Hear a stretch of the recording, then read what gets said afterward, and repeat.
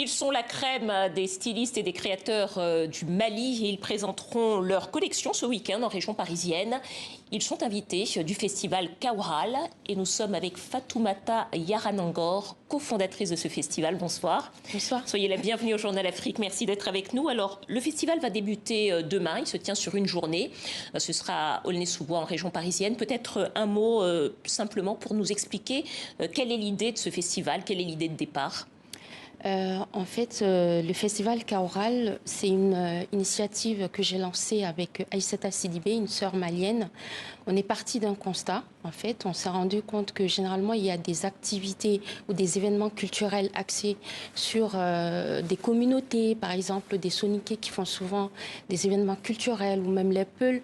Et on s'est dit, pourquoi ne pas créer un festival où tout le monde va se retrouver? Il n'y a pas une différence de couleur de peau.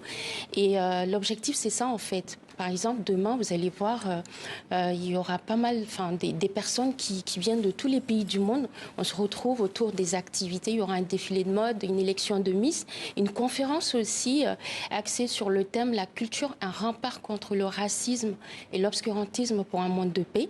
Et pour finir, sur un grand concert avec des artistes qui viennent de pas mal de pays d'Afrique. On va se retrouver entre nous, on va manger, on va chanter, on va danser. Voilà. Ça c'est pour le programme. Donc défilé de mode avec des créateurs et des stylistes maliens, concerts, élection de Miss Kaoural entre autres, et puis des rencontres diverses et variées, des ateliers. Exactement. Sans doute. Peut-être juste un mot, Kaoural, qu'est-ce que ça veut dire?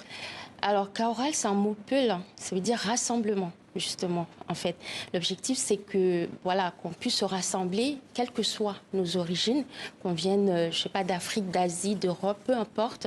Il n'y a pas la couleur qui compte, en fait. L'objectif, c'est l'humain, c'est qu'on puisse se retrouver, qu'on partage des moments ensemble autour des activités. Et vu avec tout ce qui se passe en ce moment, avec le confinement, il y a eu un moment où on était vraiment à la maison, enfermés.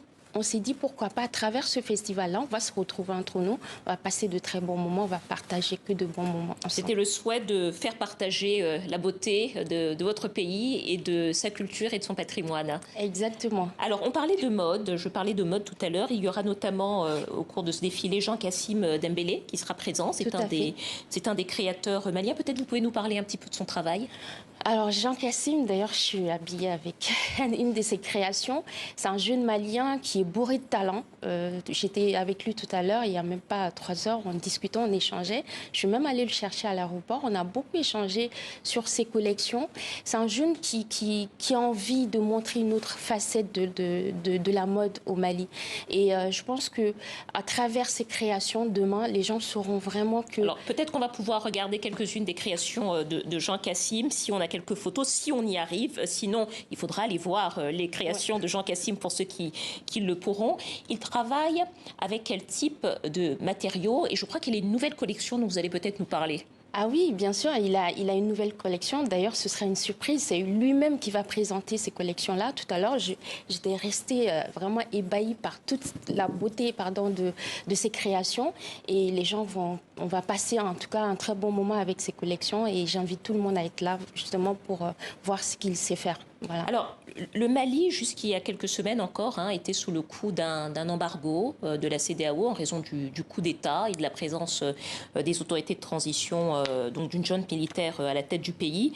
Est-ce que ça a été un frein, cet embargo, également pour le développement de la culture et pour le partage de la culture malienne et pour les artisans et les entrepreneurs dans le domaine de la culture? Oui, c'est vrai que l'embargo, franchement, ça a été un moment difficile pour le Mali. Parce que vous savez, moi j'ai rencontré pas mal de créateurs, de créateurs d'entreprises ou des chefs d'entreprise qui m'ont fait part justement de ces problèmes parce qu'ils avaient du mal en fait par exemple à proposer ou à vendre leurs produits. Et l'embargo c'était un frein par exemple même pour sortir du pays, proposer des choses et autres, des produits ou services. Et je pense que c'est une bonne chose en tout cas pour notre pays que l'embargo soit enfin levé parce que sinon... je pense qu'avec le temps, ça allait avoir un gros impact sur le développement économique de notre pays, et même sur le plan culturel. Économique et culturel, peut-être. Donc, je rappelle, hein, le festival, c'est demain, Kaoral, à Aulnay-sous-Bois, en région parisienne. Après ce festival, qu'est-ce que vous faites? Vous repartez au Mali ou vous allez présenter la culture malienne ailleurs? Ou est-ce que peut-être vous avez d'autres ambitions d'élargir ce festival à terme? Ah oui, bien évidemment, parce que l'objectif, c'est qu'on puisse vraiment être partout, hein, de parler de nos cultures. Parce que moi, je n'arrête pas de le dire et je le répète tout le temps, il n'y a pas qu'une seule culture, il y a des cultures.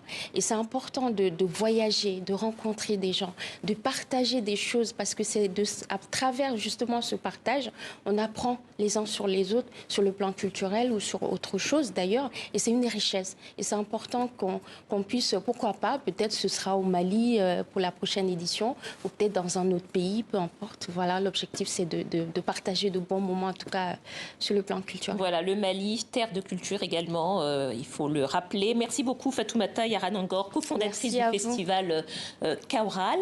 Et puis avant de